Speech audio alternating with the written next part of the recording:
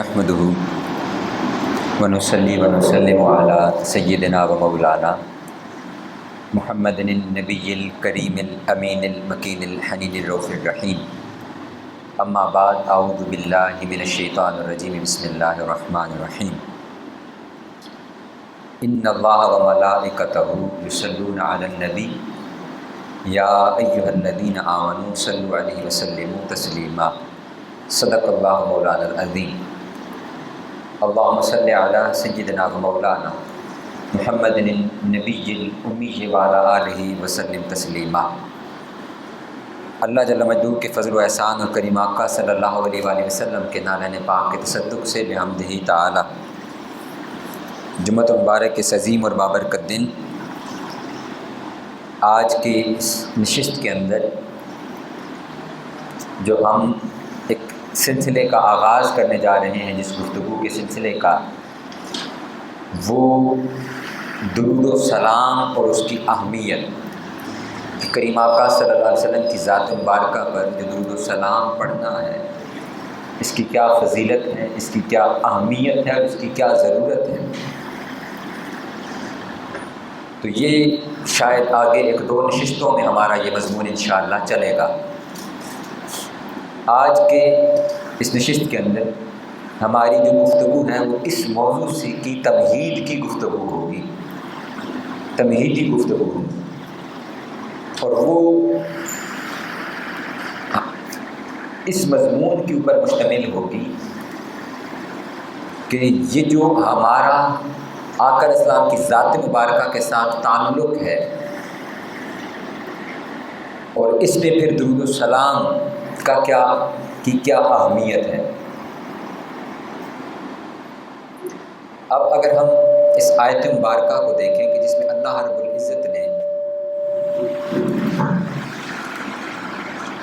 درود پاک کی اہمیت بیان فرمائی ہے، درود پاک کا حکم ارشاد فرمایا ہے، اس آیت مبارکہ کے اندر اللہ رب العزت نے ایک چیز ارشاد فرمائی، جہاں سے گفتگو کا ارشاد فرمایا، آغاز فرمایا کہ ان اللہ وملائکتہ. تو یہ جو آیت مبارکہ ہے یہ دراصل اللہ رب العزت اس بات کی طرف اشارہ فرما رہا ہے کہ ایک تو تم میرے احکام کی پابندی کرتے ہو، اور ایک چیز ایسی بھی ہے کہ جہاں تم میرے حکم کی بجا آوری کے ساتھ میری سنت کی پیروی بھی کرتے ہو. یعنی ہم دیگر جتنے بھی معاملات سر انجام دیتے ہیں وہ در حقیقت احکام الہی کی بجا آوری ہے. اور حکم کے اندر ایک چیز یاد رکھی، وہ یہ پائی جاتی ہے کہ حکم وہ ہمیشہ ایک نہیں رہتا، وہ وقت اور حالات کے تبدیل ہونے سے حکم تبدیل ہوتا رہتا ہے. مثلا کچھ چیزیں ایسی تھیں جو پچھلی قوموں میں، جیسے حضرت موسیٰ علیہ السلام کی قوم ہے، یا حضرت عیسیٰ علیہ السلام کی قوم ہے، یا حضرت ابراہیم علیہ السلام کی قوم ہے، ان کو اللہ رب العزت نے کسی کام کے کرنے یا نہ کرنے کا حکم ارشاد فرمایا. مثلا اگر ان کے لیے روزوں کا حکم تھا کہ تم روزے رکھو، روزے ان پر فرض کیے، تو ان کا روزہ کیا تھا؟ وہ 24 گھنٹے کا روزہ تھا، 24 گھنٹے کا، اور اس کے اندر سحری کا وقفہ نہیں تھا. وہ آپ ایک افطاری سے لے کر اگلی افطاری تک پورا 24 گھنٹے کا مسلسل روزہ رکھنا ہے. یہ ان کے روزے تھے. پھر اسی طرح ان کی قربانی کا حکم یہ تھا کہ وہ قربانی کا گوشت کھا نہیں سکتے تھے. وہ قربانی کر کے کسی بلند ٹیلے پر رکھ دیں گے، وہاں پر آسمان سے بجلی گرتی، آگ برستی، جس کی قربانی کو وہ آگ کھا لیتی اس کی وہ قربانی قبول ہو جاتی، اور جس کی قربانی بچ جاتی وہ پتہ چل جاتا کہ اس کی نیت کے اندر کیا تھا، یہ اخلاص اور خالصیت کے ساتھ اس نے قربانی نہیں کی تھی. تو یہ اچھا ان کو اس کے استعمال کا حکم نہیں تھا کہ وہ گوشت خود استعمال کرے اور کھا لیں. تو یہ اسی طرح کافی احکامات ہیں. مثلا ان کے لیے نماز کا حکم تھا. تو نماز وہ ہر جگہ ہماری طرح نہیں پڑھ سکتے تھے. ہم نے تو جہاں مصلی بچھائے نا، ہم پاک جگہ ہو وہاں مصلی بچھا کر ایون روڈ کے اوپر بھی آپ صفائی کریں، جھاڑو کریں اور مصلی بچھائیں اور آپ نماز پڑھ لیں قبلہ رخ ہو کر. یہ آقا علیہ السلام کے خصائص میں سے ہے، لیکن ان کے لیے یہ حکم نہیں تھا. ان کو خاص جو جگہ مخصوص تھی، عبادت گاہیں تھی، وہاں جا کر وہ نماز پڑھ سکتے تھے. اس کے علاوہ ان کو اجازت نہیں تھی کہ وہ گھروں میں نماز پڑھیں یا باہر زمین پہ کسی بھی جگہ کے اوپر نماز پڑھیں. تو ایسے بہت سارے احکامات تھے جو حکم تھا وہ ہر قوم اور شریعت کے اندر تبدیل ہوتا رہا. تو اللہ کا حکم اور ایسے ہی کچھ احکامات اگر شریعت محمدی کی ابتدا میں تھے تو بعد ازاں ان کو بھی منسوخ کیا. کچھ ایسے بھی احکامات تھے وہ منسوخ ہوئے. تو حکم، یہ بات میں عرض کر رہا ہوں، یہ سمجھیے گا، حکم وہ تبدیل ہوتا رہتا ہے. حکم تبدیل ہوتا ہے، لیکن ایک چیز وہ اللہ کی سنت ہے. ایک چیز کیا ہے؟ وہ اللہ کی، اور اللہ کی سنت وہ کبھی تبدیل نہیں ہوتی. خود قرآن مجید میں اللہ رب العزت نے ارشاد فرمایا کہ فَلَن تَجِدَ لِسُنَّتِ اللَّهِ تَبْدِيلًا، کہ آپ یہ ہرگز نہیں دیکھیں گے کہ اللہ رب العزت اپنی سنت تبدیل کر دے، چھوڑ دے. حکم تبدیل ہوتا ہے، سنت تبدیل نہیں ہوتی. ایک تو یہ چیز ہے. تو اب درود السلام ہے، اس میں دونوں چیزیں پائی جاتی ہیں کہ اللہ رب العزت نے جب درود پاک کے پڑھنے کا ذکر فرمایا، اس کا حکم قرآن مجید میں ارشاد فرمایا، حکم بعد میں دیا، پہلے اپنی سنت کا ذکر فرمایا ہے. سنت کے اندر استمرار بھی ہے، استقرار بھی ہے، استقلال بھی ہے کہ وہ ہمیشہ پائی جاتی ہے. پھر اس کے اندر استقلال یعنی مستقل بنیادوں پر ہے، وہ تبدیل بھی نہیں ہو رہی اور جاری ہے. تو پہلے اللہ نے اپنی سنت کا ذکر فرمایا ان اللہ و ملائکتہ، بے شک اللہ اور اس کے فرشتے، یصلون علی النبی، وہ کریم آقا صلی اللہ علیہ وسلم کی ذات مبارکہ پر درود بھیجتے ہیں.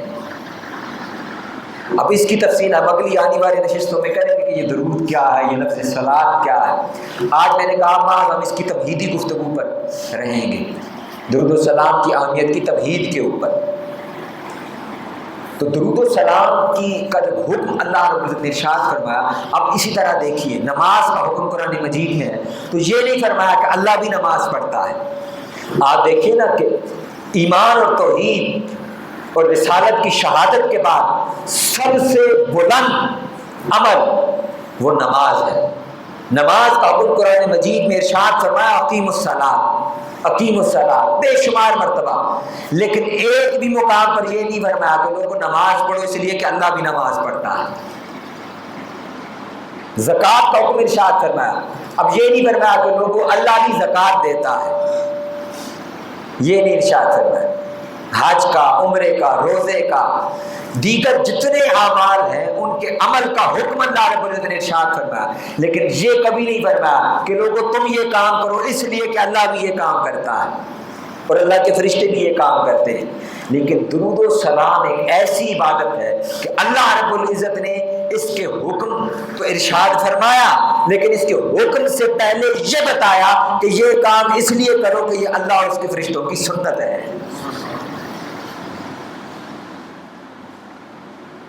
اور پھر آیت دیکھیے ان اللہ و ملائکتہ یصلون علی النبی، یعنی اللہ رب العزت نے اب یہ بھی نہیں فرمایا کہ لوگوں اللہ محض یہ کام کرتا ہے.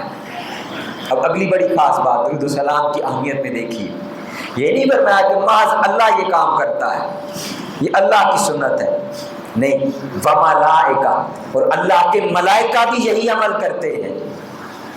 اب سوال یہ ہے کہ کتنے ملائکہ یہ عمل کرتے ہیں؟ کیوں کہ ملائکہ کی تو کیٹیگریز ہیں، ان کو تو مختلف قسم کی ڈیوٹیز دی گئی ہیں. ان کو تو مختلف کاموں کے اوپر معمور کیا گیا ہے، ملائکہ کو مختلف کاموں پر معمور کیا گیا ہے کہ کچھ ملائکہ وہ فقط سجدہ کر رہے ہیں تو سجدہ ہی کر رہے ہیں، کوئی اگر رکوع کی حالت میں ہے تو فقط رکوع کر رہے ہیں، کچھ ہے جو اللہ کا عرش اس کے پایوں کو تھامے ہوئے ہیں، کچھ ہے جو اور ڈیوٹیز پر ہے، کوئی جنت کے ساتھ منحق ہے، کوئی جہنم کے دروازے پر کھڑا ہے، کسی کے ذمے بارش برسانا ہے، کسی کے ذمے رزق کی تقسیم ہے، کسی کے ذمے روح قبض کرنا ہے، کسی کے ذمے پیغام رسانی ہے، کسی کے ذمے ہوائیں چلانا ہے۔ تو فرشتوں کو مختلف کاموں پر معمور فرمایا ہوا ہے۔ سوال یہ پیدا ہوتا ہے کہ کتنے فرشتے ایسے ہیں مخصوص تعداد کے اندر جو فقط درود و سلام پڑھ رہے ہیں، جو فقط کیا کر رہے ہیں؟ درود و سلام۔ ملائکہ کا جو لفظ ہے نا یہاں پر، ملائکہ جمع ہے ملکن کی، ملک کہتے ہیں فرشتے کو، اس کی جمع ہے ملائکہ، اور اس کے ساتھ ملحق اللہ رب العزت نے ارشاد فرمایا ملائکتہ، ضمیر اس کے ساتھ جڑی ہوئی ہے، اور ضمیر اشارہ کرتی ہے ان اللہ، اللہ کی طرف، یعنی اللہ یہ عمل کر رہا ہے، ملائکہ، اور ملائکہ یہ کام کر رہے ہیں۔ باری تعالیٰ کتنے ملائکہ یہ کام کر رہے ہیں؟ فرمایا ملائکتہ، اللہ کے جتنے فرشتے ہیں وہ سارے کے سارے اللہ کے محبوب پر درود و سلام بھیج رہے ہیں۔ وہ ایسا نہیں ہے کہ ایک مخصوص تعداد یہ کام کر رہی ہے، ملائکتہ، اس کے جتنے فرشتے ہیں وہ اپنے کام کر رہے ہیں، وہ بارش برسا رہے ہیں لیکن ساتھ میں حضور پر درود بھیج رہے ہیں، وہ روح قبض کر رہے ہیں لیکن ساتھ میں حضور پر درود بھیج رہے ہیں، وہ رزق تقسیم کر رہے ہیں لیکن ساتھ میں حضور پر درود بھیج رہے ہیں، وہ عرش کے پایوں کو تھام کے کھڑے ہیں لیکن حضور پر درود بھیج رہے ہیں، وہ اگر جنت کے رضوان ہے تو آقا علیہ السلام کی بارگاہ میں درود و سلام بھیج رہے ہیں، وہ اگر جہنم کے داروغہ ہیں اور میزان پر کھڑے ہیں تو آقا علیہ السلام کی ذات مبارکہ پر درود و سلام بھیج رہے ہیں، وہ اگر حالت رکوع کے اندر ہے تب بھی وہ درود و سلام بھیج رہے ہیں، وہ حالت سجدہ میں ہے تب بھی وہ درود و سلام بھیج رہے ہیں۔ درود و سلام ایک ایسی عبادت ہے، ایسی عبادت، فقط یہ نہیں ہے کہ وہ حکم نازل کیا کہ یا ایھا الذین آمنوا صلو، اس حکم کو بتانے سے بھی پہلے، حکم نافذ کرنے سے پہلے فرمایا کہ اے لوگو، یہ درود و سلام ایک ایسی عبادت ہے، یہ ایسا عمل ہے، یہ جب تم کرو گے تو تم اس عمل کے اندر اللہ کے ساتھ شریک ہو جاؤ گے، یہ کام کرتے ہوئے تم اکیلے نہیں ہوگے۔ اب ایک اور سوال پیدا ہوتا ہے یہاں پر، اللہ رب العزت کب سے اپنے محبوب پر درود بھیج رہا ہے اور اس کے فرشتے کب سے یہ کام کر رہے ہیں؟ یہ کام کب سے ہو رہا ہے؟ درود و سلام کا کام کب سے ہو رہا ہے؟ حضور کی بارگاہ میں درود و سلام کب سے بھیجا جا رہا ہے؟ یہ سوال ہے یا نہیں ہے؟ ممکن ہے کہ کوئی کہے کہ جب یہ آیت نازل ہوئی اس کے بعد سے درود و سلام شروع ہوا، کوئی کہے نہیں جب نبوت دی گئی اس کے بعد درود و سلام ہوا، کوئی کہہ سکتا ہے کہ نہیں جب آقا علیہ السلام اس دنیا میں ظاہری طور پر تشریف فرما ہوئے تب درود و سلام بھیج رہا ہے۔ آئیے آپ کو یہ اب قرآن کا اسلوب ہے، یہ عربی گرامر کی آپ کو بات سمجھانے لگا، بڑی آسان سادہ سی بات ہے، اس کو سمجھیے گا۔ عربی کے اندر جو جملہ ہوتا ہے اس کی دو اقسام ہوتی ہیں، ایک جملہ فعلیہ ہوتا ہے اور ایک جملہ اسمیہ ہوتا ہے۔ جملہ فعلیہ ایسا جملہ ہوتا ہے جس کا آغاز فعل سے ہوتا ہے، جس کے اندر فعل پایا جاتا ہے، اور جملہ اسمیہ ایسا ہوتا ہے کہ جو اسم سے جس کا آغاز ہوتا ہے۔ اب جیسے اقیم الصلاۃ، نماز پڑھو، تو یہ فعل سے شروع ہو رہا ہے، اس کے اندر یہ جملہ فعلیہ ہے، لیکن جو یہ آیت مبارکہ ہے ان اللہ و ملائکتہ، یہ اسم سے شروع ہو رہا ہے، فرمایا ان اللہ، اور اس میں جلالت سے شروع ہو رہا ہے، اللہ کے اپنے اس میں جلالت سے شروع ہو رہا ہے۔ اب ان میں فرق کیا ہے؟ فعل یاد رکھیے وہ دلالت کرتا ہے تین زمانوں کے اوپر۔ فعل کس پر دلالت کرتا ہے؟ تین زمانوں کے اوپر، یعنی اگر وہ فعل ہے تو اس میں لازمی طور پر یا زمانہ ماضی پایا جائے گا یا زمانہ حال پایا جائے گا اور یا زمانہ مستقبل پایا جائے گا۔ اگر ماضی ہوگا تو معنی یہ ہوگا کہ یہ کام اس عرصے سے ہوتا تھا اور اس عرصے تک ہوتا رہا ہے۔ ماضی تو تب تک ماضی ہے جب تک حال شروع نہیں ہو جاتا، حال شروع ہو گیا تو ماضی تب تک ختم ہو گیا، تو ماضی تو رہا نہیں۔ تو وہ اس کام کو، اس امر کو، اس فعل کو ایک خاص وقت کے ساتھ مخصوص کر دیتا ہے۔ پھر اگر زمانہ حال کا ذکر ہو، اس کا معنی یہ ہوتا ہے کہ یہ کام اب ہو رہا ہے، اب پہلے نہیں ہوتا تھا، اور بعد میں ہوگا یا نہیں اس کی خبر کوئی نہیں۔ اور زمانہ مستقبل کا اگر ذکر ہو، اس کا معنی یہ ہے کہ پہلے نہیں ہوتا تھا، ماضی میں نہیں ہوتا تھا، اور حال میں بھی یہ کام نہیں ہو رہا، مستقبل میں یہ ہوگا۔ کب سے شروع ہوگا اس کی بھی کوئی خبر نہیں، کب تک ہوگا اس کی بھی کوئی خبر نہیں ہے۔ لیکن جملہ اسمیہ کی طرف آئیں۔ جملہ اسمیہ یہ بتاتا ہے کہ اس کے اندر زمانے کی کوئی قید نہیں ہے، اس کے اندر زمانے کی کوئی قید نہیں ہے۔ فرمایا ان اللہ و ملائکتہ یصلون علی النبی، اللہ اور اس کے فرشتے کریم آقا صلی اللہ علیہ وسلم کی ذات مبارکہ پر درود بھیجتے ہیں۔ خبر دی جا رہی ہے کہ اس وقت وہ یہ کام کرتے ہیں۔ باری تعالیٰ یہ کام کب سے ہو رہا ہے؟ فرمایا اللہ یہ کام کرتا ہے۔ کب سے کرتا ہے؟ جب سے اس کا محبوب ہے اللہ یہ کام کرتا ہے۔ فرشتے کب سے یہ کام کرتے ہیں؟ جب سے فرشتے ہیں تب سے یہ کام کر رہے ہیں۔ باری تعالیٰ کب تک یہ کام ہوتا رہے گا؟ جب تک ذات باری تعالیٰ ہے تب تک یہ کام ہوتا رہے گا۔ فرشتے کب تک یہ کام کرتے رہیں گے؟ جب تک فرشتے ہیں تب تک وہ درود و سلام بھیجتے رہیں گے۔ اس عمل کا، اس عبادت کا یہ خاص فرق ہے۔ باقی عبادتیں جب تک نماز کا حکم نازل نہیں ہوا تب تک فرض نہیں تھی، اور یہ نہیں فرمایا کہ کوئی اور پڑھتا تھا، اللہ پڑھتا تھا۔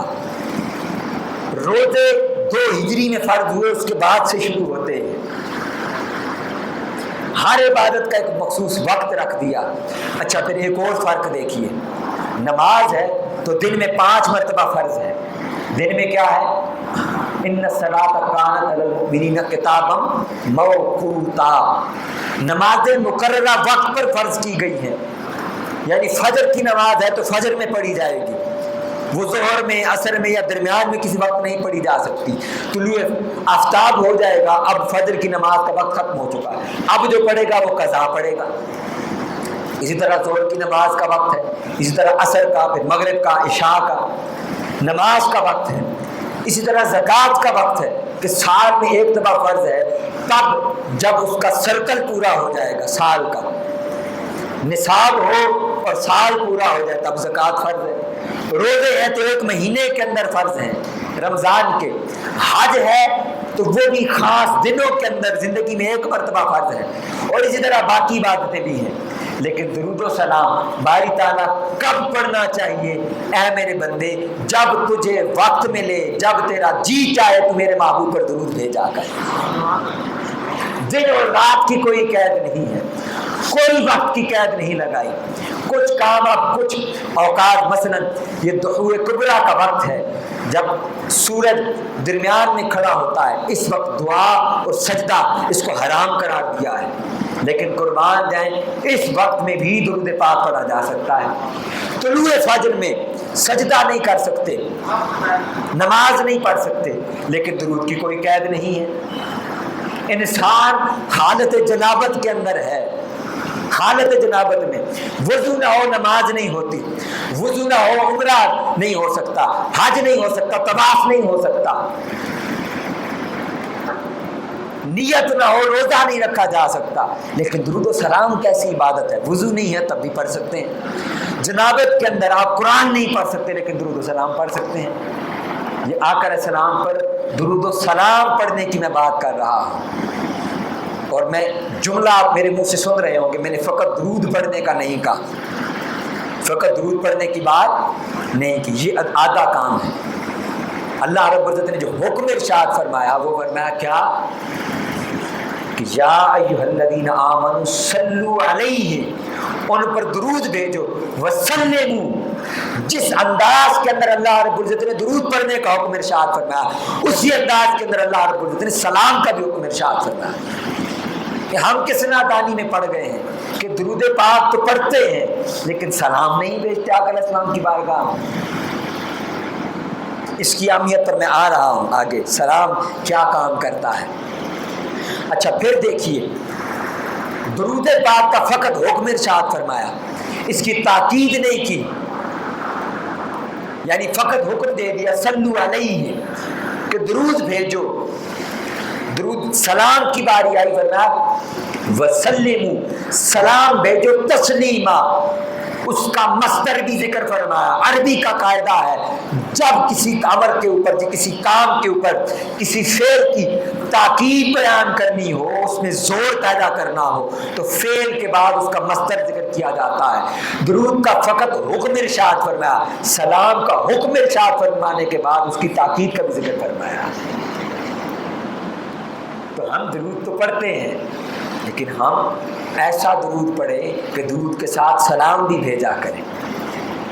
اور پھر اگر جمعہ المبارک کے دن اگر مسجد میں اہتمام ہوتا ہے سلام بھیجنے کا تو وہ اس نیت سے کر لیا کریں کہ ایک تو دن آتا ہے جمعے کا دن، تو اس دن بھی اگر ہم آقا علیہ السلام کی بارگاہ میں سلام نہ بھیجیں۔ اب سلام کے اوپر حضور سید شیخ الاسلام نے کچھ مثالیں دی ہیں۔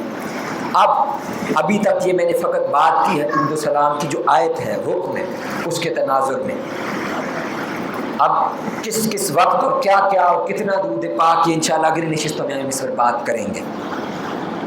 ابھی جس چیز کا میں ذکر کرنا چاہ رہا ہوں، جیسے میں نے ابھی سلام کا ذکر کیا ہے، اب آپ دیکھیے سلام کیا چیز ہے۔ سلام کو آقا علیہ السلام نے ارشاد فرمایا کہ اس کو پھیلاؤ، افشوا السلام، سلام کو عام کرو، اس کو پھیلاؤ۔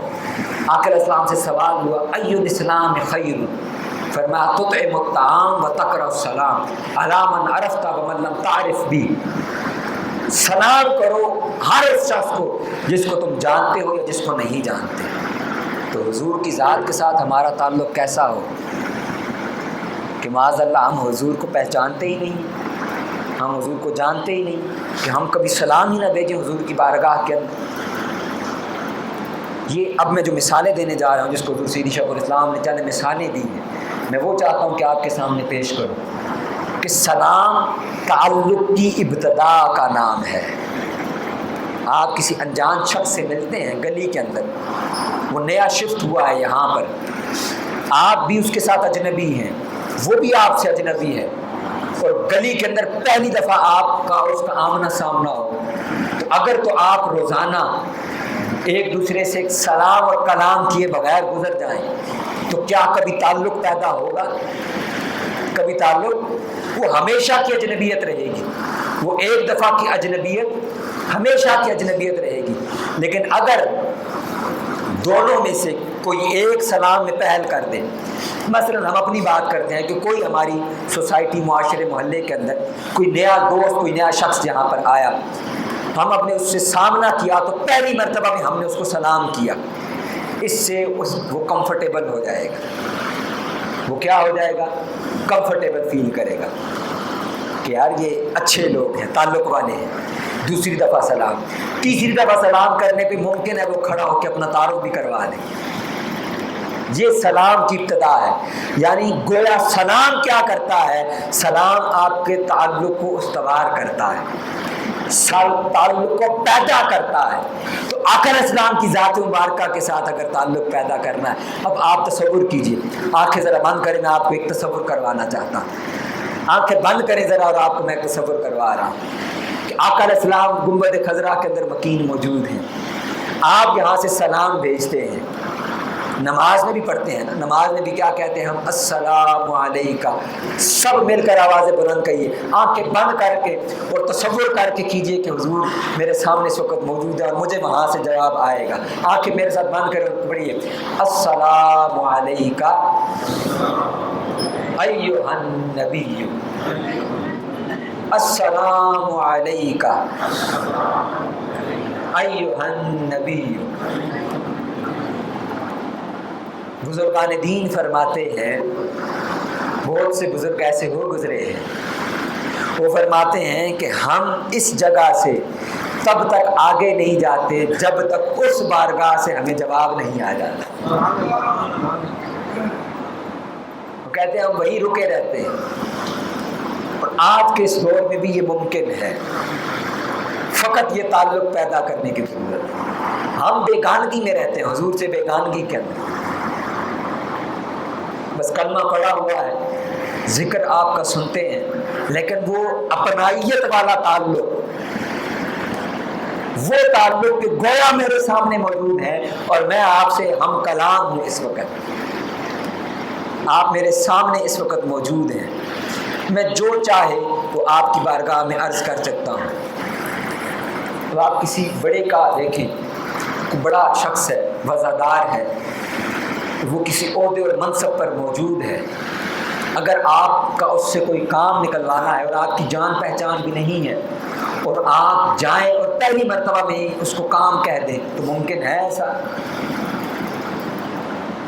آپ ممکن ہے پہلی دفعہ وہ آپ کو ملے، آپ اس کو سلام کریں گے، کیا کریں گے؟ صرف سلام کریں گے، تاکہ ایک پہچان تو ہو۔ میں جو کہنا چاہ رہا تھا، میں وہ ایک مثال سنا دیتا ہوں یہاں پہ۔ حضور سیدی شیخ الاسلام نے بڑی پیاری مثال کہی۔ آپ فرماتے ہیں اس کی مثال یوں سمجھیں کہ ایک چھابڑی ریڑھی والا ہے اور ایک بڑا مغرور متکبر شخص ہے، وہ گاڑی پر اپنی سواری پر آتا ہے، بڑی اچھی اونچی سواری ہے اس کی، وہ اس ریڑھی والے سبزی بان کو، چھابڑی والے کو اس سے کچھ خریدتا ہے، ریڑھی والا اس کو خواہ مخواہ میں سلام عرض کر دیتا ہے، اس کو السلام علیکم کہہ دیتا ہے۔ اب وہ شخص چلے جائے کہ اس کے سلام کا جواب نہیں دیتا، اب دوسرا دن ہے، وہ پھر وہاں سے گزرتا ہے گاڑی پر، اب اس نے اس سے کچھ خریدا بھی نہیں، لیکن جو ہی گاڑی قریب آئی اس چھابڑی والے نے پھر اس کو سلام کیا، تیسرا دن آیا اس نے پھر کیا، چوتھا دن آیا اس نے پھر سلام کیا۔ اب آہستہ آہستہ اس متکبر شخص کے دل کے اندر نرمی پیدا ہونا شروع ہو گئی۔ اب ایک دن آیا تو اس نے سلام کے جواب میں سلام کہہ دیا، اور 2-3 دن بعد ایسا ہوا کہ وہ ریڑھی والا وہاں پر موجود ہی نہیں تھا، وہ وہاں پر موجود نہیں تھا۔ اب گاڑی والے کا ڈیلی روٹین بن چکی ہے کہ وہ اس کے سلام کا جواب دے یا نہ دے، وہ جس لمحے وہاں سے گزرتا ہے اس کو وہاں سے سلام آتا ہے، اس کو وہاں سے کیا ہوتا ہے؟ سلام آتا ہے۔ اب جس دن وہ نہیں تھا، گاڑی والا گاڑی روک کے پوچھے گا کہ نہیں پوچھے گا؟ وہ روک کے پوچھے گا یا وہ پوچھے گا نا کہ وہ فلاں شخص کہاں ہے؟ اب کسی نے اس کو بتایا کہ وہ شخص بیمار ہو گیا ہے، وہ اس کو فلاں تکلیف ہو گئی ہے۔ اب گاڑی والے کے دل میں خیال آیا کہ چونکہ یہ مجھے روز سلام کیا کرتا تھا، نیک آدمی تھا، تو میں تو اس کا پوچھنے تو جاؤں، میں تو اس کے ساتھ رویہ یہ تھا کہ میں تو اس کے سلام کا جواب بھی نہیں دیتا تھا، باوجود اس کے وہ مجھے سلام کرتا رہا۔ اب وہ بیمار ہے تو وہ اس کو پوچھنے چلا جاتا ہے۔ اب تصور کریں کہ وہ سلطان الانبیاء کی بارگاہ ہے اور آپ نے تعلق ہی نہیں بنایا سلام کا، اب آپ سلام کا تعلق بناتے ہیں توجہ کے ساتھ۔ اب یہ نقطہ ہے کس کے ساتھ؟ نماز میں تو ہم پڑھ کے گزر جاتے ہیں، اس لیے جواب نہیں آتا کہ نماز ہے، بس ڈیلی کی روٹین کی بات ہے، السلام علیکم ایھا النبی ورحمۃ اللہ وبرکاتہ، ہم آگے گزر گئے۔ آپ توجہ سے ٹھہر کے رک کے یہ تصور تو کریں کہ میں کیا کہہ رہا ہوں،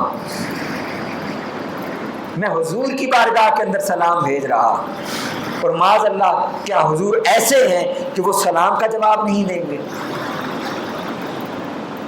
آقا علیہ السلام خود ارشاد فرما رہے ہیں مومن کے مومن پر 5 حق ہیں، اس میں سے پہلا حق ارشاد فرمایا، پہلا حق یہ ہے اس کے سلام کا جواب دیا جائے۔ فرمایا قبرستان جاؤ، ان مردوں کو، ان قبر والوں کو سلام کرو۔ تو کیا حضور خود سلام کا جواب نہیں دیں گے؟ نہیں۔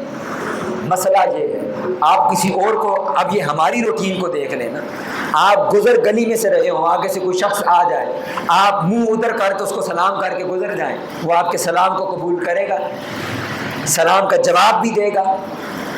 تو ہم نے جب بے توجہی کے ساتھ یا کوئی ہاتھ میں لا رہا ہو، آپ ہاتھ یوں کریں اور منہ ادھر کر لیں، تو یہ سلام ہوتا ہے؟ اس کو آپ سلام کنسیڈر کرتے ہیں؟ ایسے شخص کا تو آپ ہاتھ جھٹک دیتے ہیں کہ تیری تو توجہ ہی میری طرف نہیں تھی۔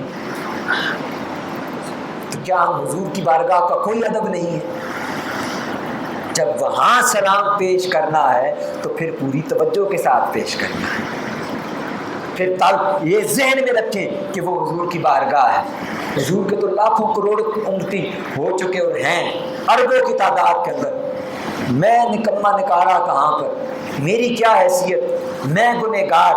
ان کی شان رحمت للعالمین تو ہے کہ ان کی ہر ایک پر نظر اور شفقت ہے، لیکن میں نے تو یہ تصور کرنا ہے نا کہ میری اس بارگاہ تک کیسے رسائی ہو۔ تو پھر ہم سلام سے آغاز کریں، آقا علیہ السلام کی بارگاہ میں سلام بھیجنا شروع کریں۔ حضرت سیدی شیخ الاسلام کا معروف جملہ اب آپ نے سن رکھا ہے، آپ فرماتے ہیں کہ درود پڑھنے سے فقط ثواب ملتا ہے۔ فقط کیا ملتا ہے؟ یعنی ایک مرتبہ درود بھیجا تو 10 درجے بلند ہو گئے، 10 نیکیاں لکھی گئی۔ تو درود بھیجنے سے ثواب ملتا ہے، سلام بھیجنے سے حضور کی بارگاہ سے جواب ملتا ہے۔ لیکن وہ تب ملتا ہے جب پوری توجہ کے ساتھ، میں نے آپ کو دنیا کا قانون بتا دیا، ہم کسی شخص کے سلام کا جواب نہیں دیتے جو بے توجہی کے ساتھ سلام بھیجے۔ تو معاذ اللہ یہ حضور کی بارگاہ کا تو یہ ادب نہیں ہے۔